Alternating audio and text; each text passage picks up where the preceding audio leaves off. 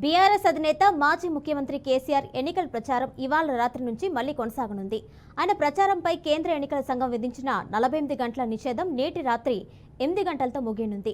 ఆ వెంటనే రామగుండంలో రోడ్ షోతో మళ్లీ బస్సు యాత్ర ప్రారంభం కానుంది.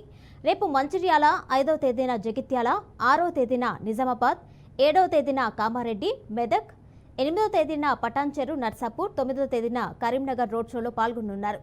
10వ తేదీన సిరిసిల్లలో రోడ్ షో అనంతరం సిద్దిపేటలో బహిరంగ సభలో బస్సు యాత్ర ముగియనుంది.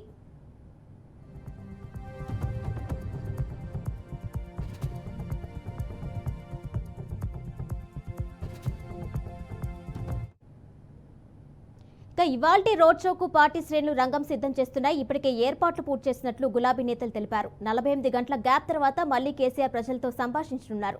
ప్రశ్నించే గొంతుకను ఎవరూ అణగదొక్కలేరని ఇప్పటికే ఈసీ చర్యలపై కాంగ్రెస్ కుట్రపై కేసీఆర్ వ్యాఖ్యానించారు. ఇప్పుడు డబుల్ స్పీడ్తో ప్రచారాన్ని హోరెత్తించేందుకు గులాబీ బాస్ రెడీ అయ్యారు.